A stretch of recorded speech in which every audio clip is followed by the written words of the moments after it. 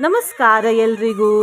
ಇವತ್ತು ಭಾನುವಾರದ ದಿನ ರಥಸಪ್ತಮಿ ಬಂದಿದೆ. ಭಾನುವಾರದ ದಿನ ಮತ್ತು ರಥಸಪ್ತಮಿ ಇವೆರಡೂ ಕೂಡ ಶ್ರೀ ಸೂರ್ಯದೇವರನ್ನು ಆರಾಧಿಸುವ ದಿನ ಮತ್ತು ಹಬ್ಬ. ಹಾಗಾಗಿ ಇವತ್ತು ನಾವು ರಥಸಪ್ತಮಿ ವಿಶೇಷ ಮಂತ್ರವನ್ನು ಕೇಳುವ. ಈ ಮಂತ್ರವನ್ನು ಇವತ್ತು ಬೆಳಿಗ್ಗೆ, ಮಧ್ಯಾಹ್ನ, ಸಂಜೆ ಮತ್ತು ರಾತ್ರಿ ಮಲಗುವ ಮೊದಲು ತಲಾ 108 ಬಾರಿ ಭಕ್ತಿಯಿಂದ ಕೇಳಿದ್ರೆ ಮುಂದಿನ 7 ಜನ್ಮಗಳಲ್ಲಿ ದರಿದ್ರತೆ ಬರುವುದಿಲ್ಲ.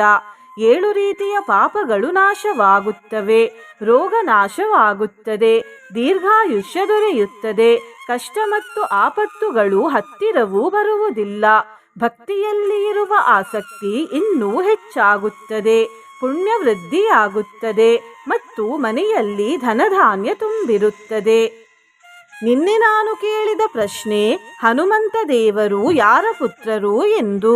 ಈ ಪ್ರಶ್ನೆಗೆ ಸರಿಯುತ್ತರ ಡಿ. ಇವರೆಲ್ಲರ ಪುತ್ರರು. ಸರಿಯುತ್ತರ ಕೊಟ್ಟವರಲ್ಲಿ ಒಬ್ಬರ ಹೆಸರು ಉಷಾ ಸಬೀನ್ ಕಟ್ಟಿ. ಉಷಾ ಅವರೇ ಭಕ್ತಿ ಮಾಡುವುದನ್ನು ಮುಂದುವರಿಸಿ ಅಂತ ಹೇಳ್ತಾ ಇವತ್ತಿನ ಪ್ರಶ್ನೆಯನ್ನು ನೋಡುವ. ಶ್ರೀ ಸೂರ್ಯದೇವರ ರಥದಲ್ಲಿ ಎಷ್ಟು ಕುದುರೆಗಳಿವೆ? A 5, B 6, C 7, D 8. ಈ ಪ್ರಶ್ನೆಗೆ ಸರಿಯುತ್ತರ ಕೊಟ್ಟವರಲ್ಲಿ ಒಬ್ಬರ ಹೆಸರನ್ನು ನಾಳಿನ ವಿಡಿಯೋದಲ್ಲಿ ಹೇಳ್ತೇನೆ. ಬನ್ನಿ ಈಗ ಈ ಶಕ್ತಿಶಾಲಿ ರಥಸಪ್ತಮಿ ಮಂತ್ರವನ್ನು 108 ಬಾರಿ ಭಕ್ತಿಯಿಂದ ಕೇಳುವ.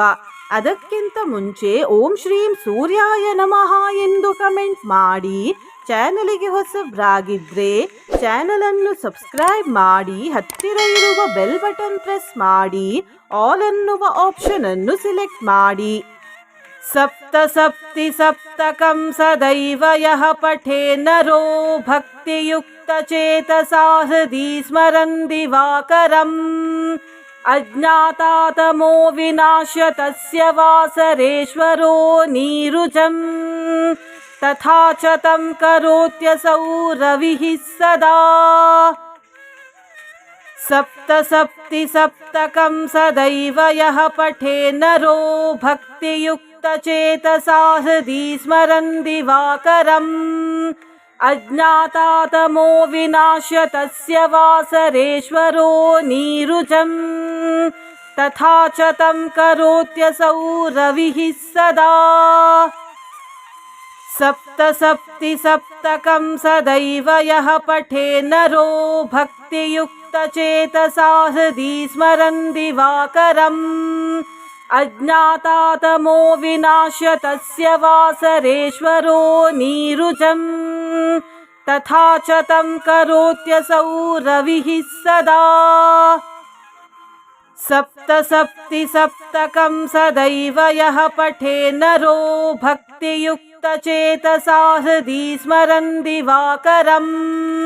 ಅಜ್ಞಾತಾತಮೋ ವಿನಾಶ್ಯ ತಸ್ಯ ವಾಸರೇಶ್ವರೋ ನೀರುಜಂ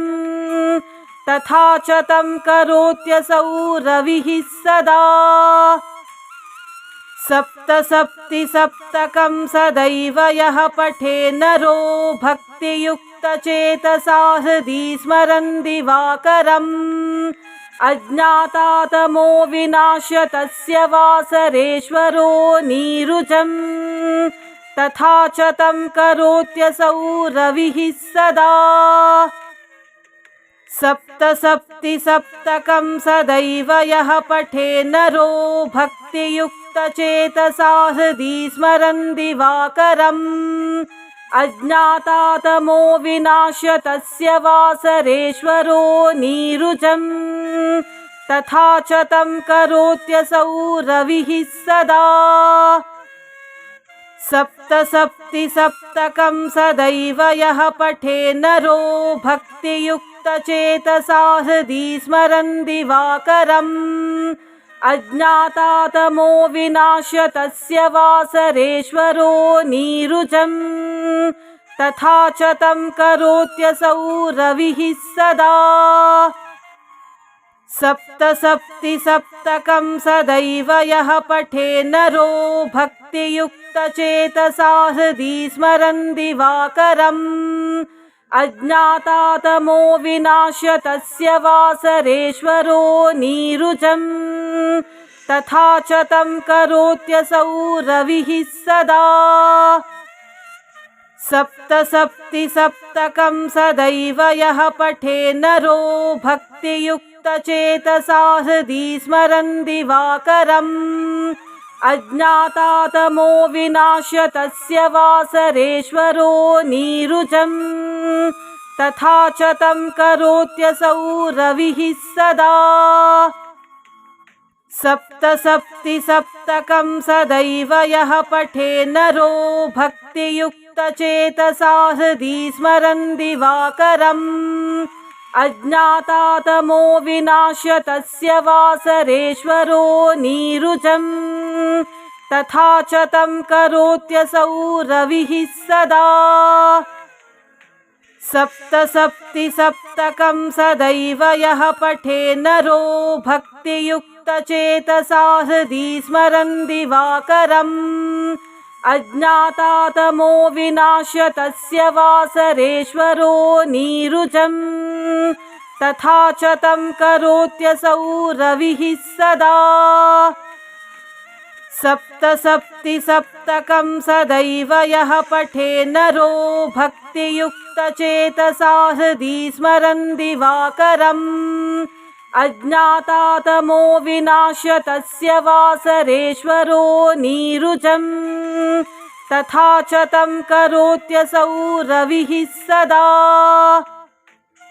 सप्तसप्तिसप्तकं सदैव यः पठे नरो भक्तियुक्तचेतसा हृदि स्मरन् दिवाकरम् अज्ञातातमो विनाश्य तस्य वासरेश्वरो नीरुजम् तथा च तं करोत्यसौ रविः सदा सप्तसप्तिसप्तकं सदैव यः पठे नरो भक्तियुक्तचेतसा हृदि स्मरन् दिवाकरम् अज्ञातातमो विनाश्य तस्य वासरेश्वरो नीरुजम् तथा च तं करोत्यसौ रविः सदा सप्तसप्तिसप्तकं सदैव यः पठे नरो भक्तियुक्तचेतसा हृदि स्मरन् दिवाकरम् अज्ञातातमो विनाश्य तस्य वासरेश्वरो नीरुजम् तथा च तं करोत्यसौ रविः सदा सप्तसप्तिसप्तकं सदैव यः पठे नरो भक्तियुक्तचेतसा हृदि स्मरन् दिवाकरम् अज्ञातातमो विनाश्य तस्य वासरेश्वरो नीरुजम्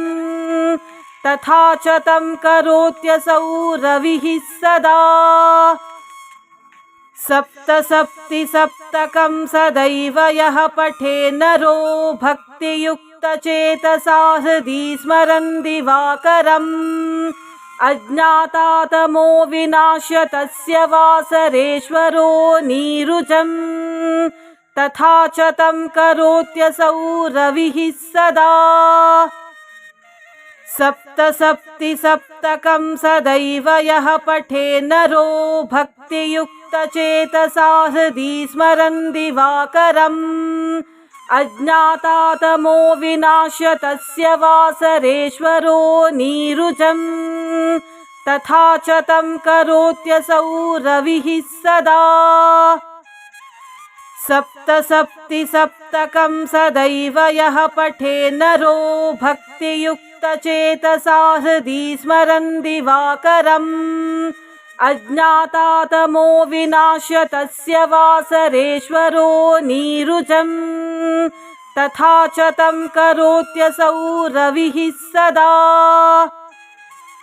सप्तसप्तिसप्तकं सदैव यः पठे नरो भक्तियुक्तचेतसा हृदि स्मरन् दिवाकरम् अज्ञातातमो विनाश्य तस्य वासरेश्वरो नीरुजम् तथा च तं करोत्यसौ रविः सदा सप्तसप्तिसप्तकं सदैव यः पठे नरो भक्तियुक्तचेतसा हृदि स्मरन् दिवाकरम् अज्ञातातमो विनाश्य तस्य वासरेश्वरो नीरुजम् तथा च तं करोत्यसौ रविः सदा सप्तसप्तिसप्तकं सदैव यः पठे नरो भक्तियुक्तचेतसा हृदि स्मरन् दिवाकरम् अज्ञातातमो विनाश्य तस्य वासरेश्वरो नीरुजम् तथा च तं करोत्यसौ रविः सदा सप्तसप्तिसप्तकं सदैव यः पठे नरो भक्तियुक्तचेतसा हृदि स्मरन् दिवाकरम् अज्ञातातमो विनाश्य तस्य वासरेश्वरो नीरुजम् तथा च तं करोत्यसौ रविः सदा सप्तसप्तिसप्तकं सदैव यः पठे नरो भक्तियुक्तचेतसा हृदि स्मरन् दिवाकरम् अज्ञातातमो विनाश्य तस्य वासरेश्वरो नीरुजम् तथा च तं करोत्यसौ रविः सदा सप्तसप्तिसप्तकं सदैव यः पठे नरो भक्तियुक्तचेतसा हृदि स्मरन् दिवाकरम् अज्ञातातमो विनाश्य तस्य वासरेश्वरो नीरुजम् तथा च तं करोत्यसौ रविः सदा सप्तसप्तिसप्तकं सदैव यः पठे नरो भक्तियुक्तचेतसा हृदि स्मरन् दिवाकरम् अज्ञातातमो विनाश्य तस्य वासरेश्वरो नीरुजम् तथा च तं करोत्यसौ रविः सदा सप्तसप्तिसप्तकं सदैव यः पठे नरो भक्तियुक्तचेतसा हृदि स्मरन् दिवाकरम् अज्ञातातमो विनाश्य तस्य वासरेश्वरो नीरुजम् तथा च तं करोत्यसौ रविः सदा सप्तसप्तिसप्तकं सदैव यः पठे नरो भक्तियुक्तचेतसा हृदि स्मरन् दिवाकरम् अज्ञातातमो विनाश्य तस्य वासरेश्वरो नीरुजम् तथा च तं करोत्यसौ रविः सदा सप्तसप्तिसप्तकं सदैव यः पठे नरो भक्तियुक्तचेतसा हृदि स्मरन् दिवाकरम् अज्ञातातमो विनाश्य तस्य वासरेश्वरो नीरुजम् तथा च तं करोत्यसौ रविः सदा सप्तसप्तिसप्तकं सदैव यः पठे नरो भक्तियुक्तचेतसा हृदि स्मरन् दिवाकरम् अज्ञातातमो विनाश्य तस्य वासरेश्वरो नीरुजम् तथा च तं करोत्यसौ रविः सदा सप्तसप्तिसप्तकं सदैव यः पठे नरो भक्तियुक्तचेतसा हृदि स्मरन् दिवाकरम् अज्ञातातमो विनाश्य तस्य वासरेश्वरो नीरुजम् तथा च तं करोत्यसौ रविः सदा सप्तसप्तिसप्तकं सदैव यः पठे नरो भक्तियुक्तचेतसा हृदि स्मरन् दिवाकरम् अज्ञातातमो विनाश्य तस्य वासरेश्वरो नीरुजम् तथा च तं करोत्यसौ रविः सदा सप्तसप्तिसप्तकं सदैव यः पठे नरो भक्तियुक्तचेतसा हृदि स्मरन् दिवाकरम् अज्ञातातमो विनाश्य तस्य वासरेश्वरो नीरुजम् तथा च तं करोत्यसौ रविः सदा सप्तसप्तिसप्तकं सदैव यः पठे नरो भक्तियुक्तचेतसा हृदि स्मरन् दिवाकरम् अज्ञातातमो विनाश्य तस्य वासरेश्वरो नीरुजम् तथा च तं करोत्यसौ रविः सदा सप्तसप्तिसप्तकं सदैव यः पठे नरो भक्तियुक्तचेतसा हृदि स्मरन् दिवाकरम् अज्ञातातमो विनाश्य तस्य वासरेश्वरो नीरुजम् तथा च तं करोत्यसौ रविः सदा सप्तसप्तिसप्तकं सदैव यः पठे नरो भक्तियुक्तचेतसा हृदि स्मरन् दिवाकरम्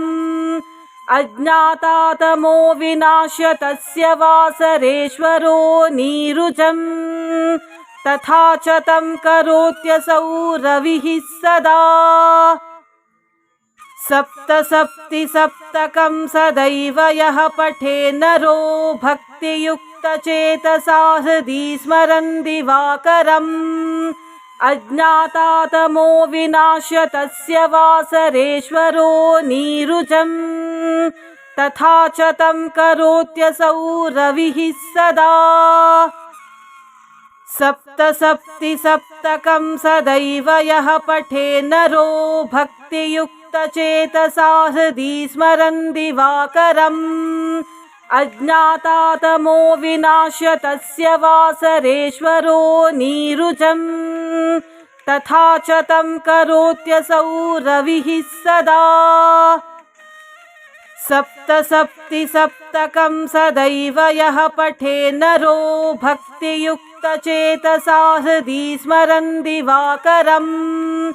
अज्ञातातमो विनाश्य तस्य वासरेश्वरो नीरुजम् तथा च तं करोत्यसौ रविः सदा सप्तसप्तिसप्तकं सदैव यः पठे नरो भक्तियुक्तचेतसा हृदि स्मरन् दिवाकरम् अज्ञातातमो विनाश्य तस्य वासरेश्वरो नीरुजम् तथा च तं करोत्यसौ रविः सदा सप्तसप्तिसप्तकं सदैव यः पठे नरो भक्तियुक्तचेतसा हृदि स्मरन् दिवाकरम् अज्ञातातमो विनाश्य तस्य वासरेश्वरो नीरुजम् तथा च तं करोत्यसौ रविः सदा सप्तसप्तिसप्तकं सदैव यः पठे नरो भक्तियुक्तचेतसा हृदि स्मरन् दिवाकरम् अज्ञातातमो विनाश्य तस्य वासरेश्वरो नीरुजम् तथा च तं करोत्यसौ रविः सदा सप्तसप्तिसप्तकं सदैव यः पठे नरो भक्तियुक्तचेतसा हृदि स्मरन् दिवाकरम् अज्ञातातमो विनाश्य तस्य वासरेश्वरो नीरुजम् तथा च तं करोत्यसौ रविः सदा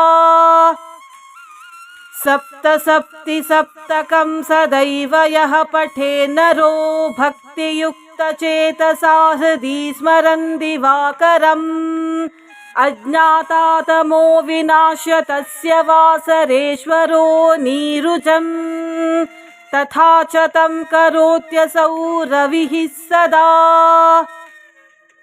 सप्तसप्तिसप्तकं सदैव यः पठे नरो भक्तियुक्तचेतसा हृदि स्मरन् दिवाकरम् अज्ञातातमो विनाश्य तस्य वासरेश्वरो नीरुजम् तथा च तं करोत्यसौ रविः सदा सप्तसप्तिसप्तकं सदैव यः पठे नरो भक्तियुक्तचेतसा हृदि स्मरन् दिवाकरम् अज्ञातातमो विनाश्य तस्य वासरेश्वरो नीरुजम् तथा च तं करोत्यसौ रविः सदा। सप्तसप्तिसप्तकं सदैव यः पठे नरो भक्तियुक्तचेतसा हृदि स्मरन् दिवाकरम् अज्ञातातमो विनाश्य तस्य वासरेश्वरो नीरुजम् तथा च तं करोत्यसौ रविः सदा। सप्तसप्तिसप्तकं सदैव यः पठे नरो भक्तियुक्तचेतसा हृदि स्मरन् दिवाकरम् अज्ञातातमो विनाश्य तस्य वासरेश्वरो नीरुजम् तथा च तं करोत्यसौ रविः सदा। सप्तसप्तिसप्तकं सदैव यः पठे नरो भक्तियुक्तचेतसा हृदि स्मरन् दिवाकरम् अज्ञातातमो विनाश्य तस्य वासरेश्वरो नीरुजम् तथा च तं करोत्यसौ रविः सदा। सप्तसप्तिसप्तकं सदैव यः पठे नरो भक्तियुक्तचेतसा हृदि स्मरन् दिवाकरम् अज्ञातातमो विनाश्य तस्य वासरेश्वरो नीरुजम् तथा च तं करोत्यसौ रविः सदा। सप्तसप्तिसप्तकं सदैव यः पठे नरो भक्तियुक्तचेतसा हृदि स्मरन् दिवाकरम् अज्ञातातमो विनाश्य तस्य वासरेश्वरो नीरुजम् तथा च तं करोत्यसौ रविः सदा। सप्तसप्तिसप्तकं सदैव यः पठे नरो भक्तियुक्तचेतसा हृदि स्मरन् दिवाकरम् अज्ञातातमो विनाश्य तस्य वासरेश्वरो नीरुजम् तथा च तं करोत्यसौ रविः सदा। सप्तसप्तिसप्तकं सदैव यः पठे नरो भक्तियुक्तचेतसा हृदि स्मरन् दिवाकरम् अज्ञातातमो विनाश्य तस्य वासरेश्वरो नीरुजम् तथा च तं करोत्यसौ रविः सदा। सप्तसप्तिसप्तकं सदैव यः पठे नरो भक्तियुक्तचेतसा हृदि स्मरन् दिवाकरम् अज्ञातातमो विनाश्य तस्य वासरेश्वरो नीरुजम् तथा च तं करोत्यसौ रविः सदा। सप्तसप्तिसप्तकं सदैव यः पठे नरो भक्तियुक्तचेतसा हृदि स्मरन् दिवाकरम् अज्ञातातमो विनाश्य तस्य वासरेश्वरो नीरुजम् तथा च तं करोत्यसौ रविः सदा। सप्तसप्तिसप्तकं सदैव यः पठे नरो भक्तियुक्तचेतसा हृदि स्मरन् दिवाकरम् अज्ञातातमो विनाश्य तस्य वासरेश्वरो नीरुजम् तथा च तं करोत्यसौ रविः सदा। सप्तसप्तिसप्तकं सदैव यः पठे नरो भक्तियुक्तचेतसा हृदि स्मरन् दिवाकरम् अज्ञातातमो विनाश्य तस्य वासरेश्वरो नीरुजम् तथा च तं करोत्यसौ रविः सदा। सप्तसप्तिसप्तकं सदैव यः पठे नरो भक्तियुक्तचेतसा हृदि स्मरन् दिवाकरम् अज्ञातातमो विनाश्य तस्य वासरेश्वरो नीरुजम् तथा च तं करोत्यसौ रविः सदा। सप्तसप्तिसप्तकं सदैव यः पठे नरो भक्तियुक्तचेतसा हृदि स्मरन् दिवाकरम् अज्ञातातमो विनाश्य तस्य वासरेश्वरो नीरुजम् तथा च तं करोत्यसौ रविः सदा सप्तसप्तिसप्तकं सदैव यः पठे नरो भक्तियुक्तचेतसा हृदि स्मरन् दिवाकरम् अज्ञातातमो विनाश्य तस्य वासरेश्वरो नीरुजम् तथा च तं करोत्यसौ रविः सदा सप्तसप्तिसप्तकं सदैव यः पठे नरो भक्तियुक्तचेतसा हृदि स्मरन् दिवाकरम् अज्ञातातमो विनाश्य तस्य वासरेश्वरो नीरुजम् तथा च तं करोत्यसौ रविः सदा सप्तसप्तिसप्तकं सदैव यः पठे नरो भक्तियुक्तचेतसा हृदि स्मरन् दिवाकरम् अज्ञातातमो विनाश्य तस्य वासरेश्वरो नीरुजम् तथा च तं करोत्यसौ रविः सदा सप्तसप्तिसप्तकं सदैव यः पठे नरो भक्तियुक्तचेतसा हृदि स्मरन् दिवाकरम् अज्ञातातमो विनाश्य तस्य वासरेश्वरो नीरुजम् तथा च तं करोत्यसौ रविः सदा सप्तसप्तिसप्तकं सदैव यः पठे नरो भक्तियुक्तचेतसा हृदि स्मरन् दिवाकरम्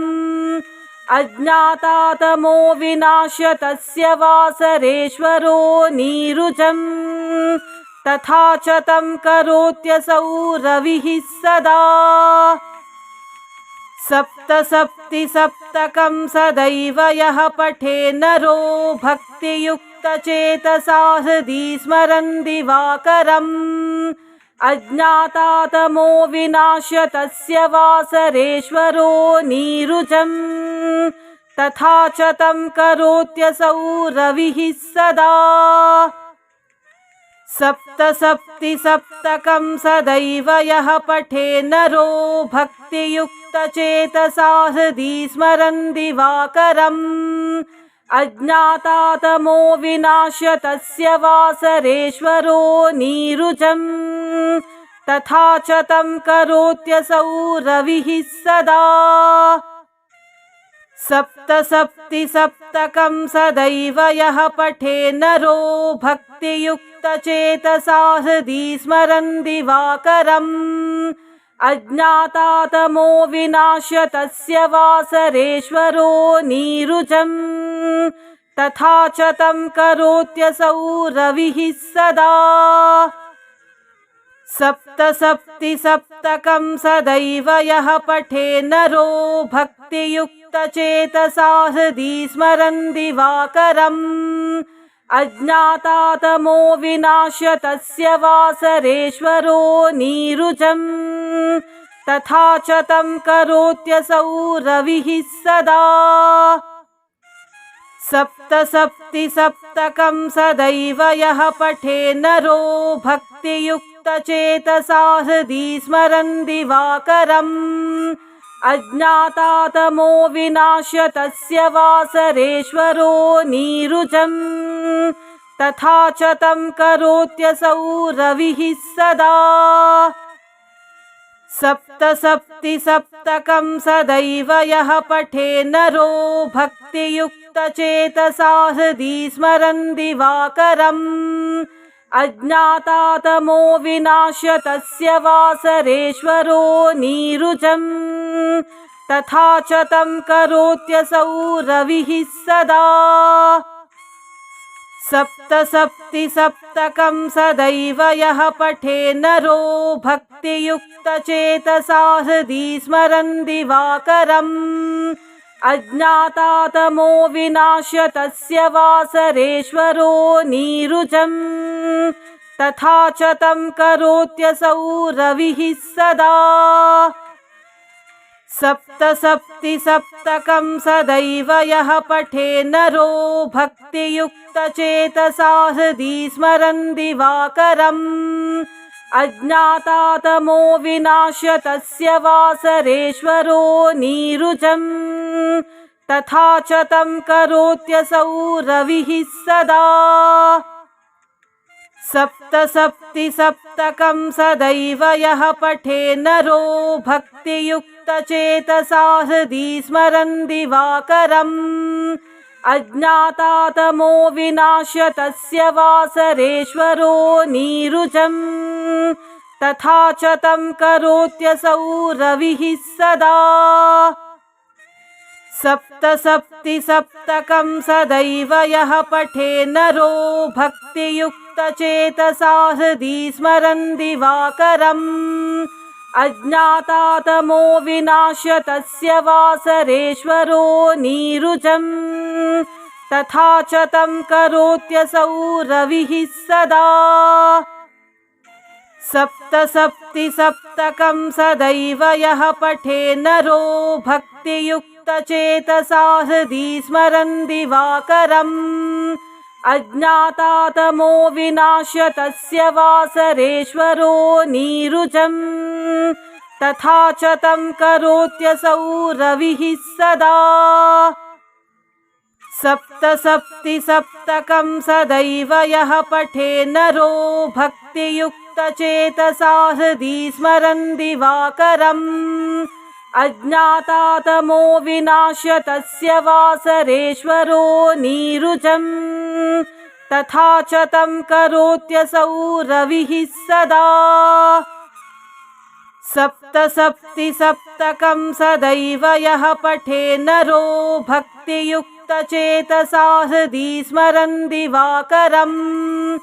अज्ञातातमो विनाश्य तस्य वासरेश्वरो नीरुजम्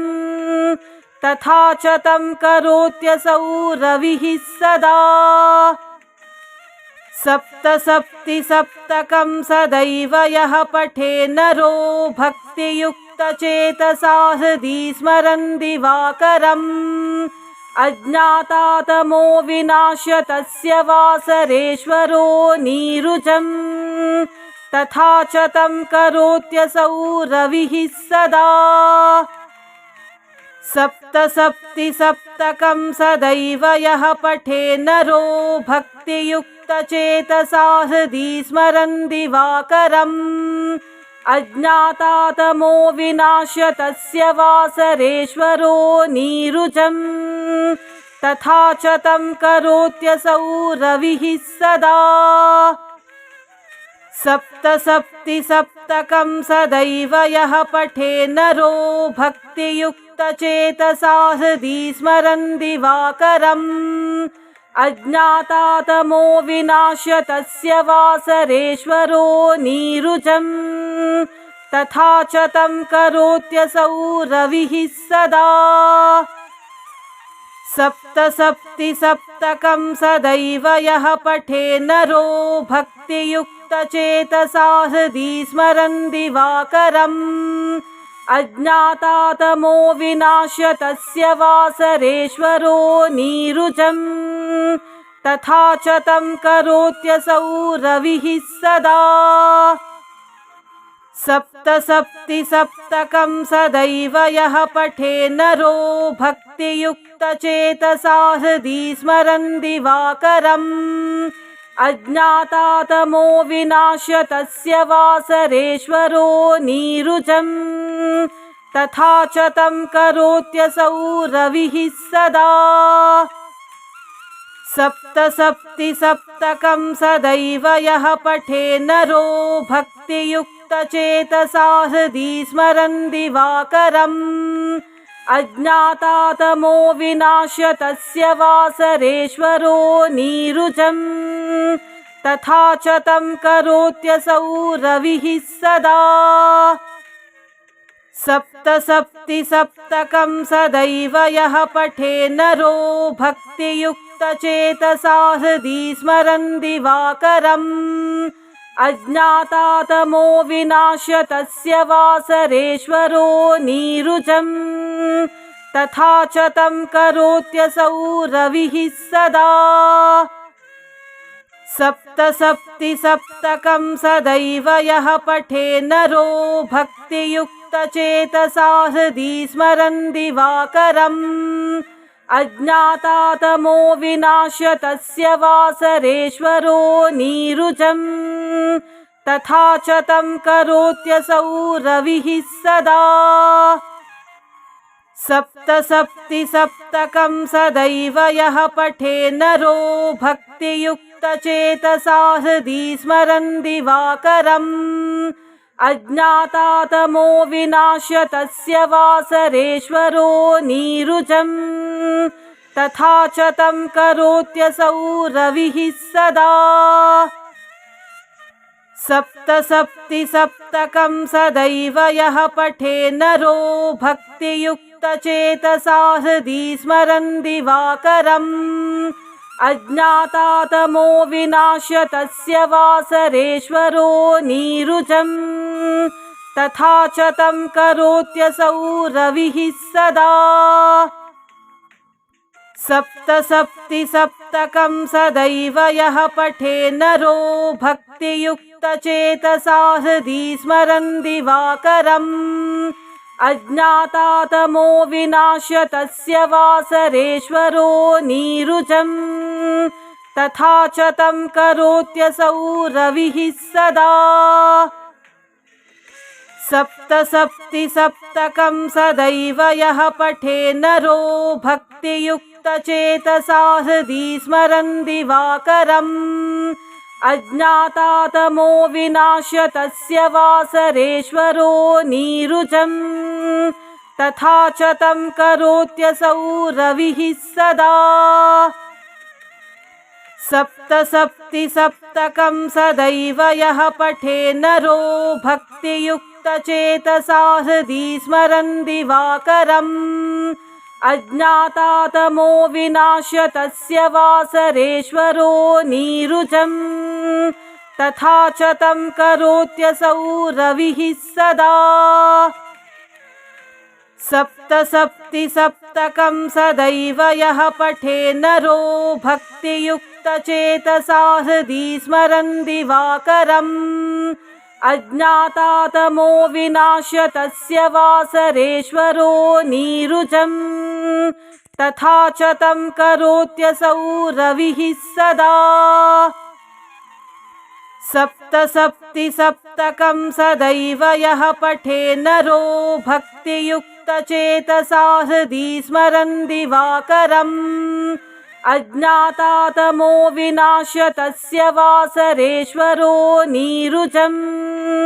तथा च तं करोत्यसौ रविः सदा।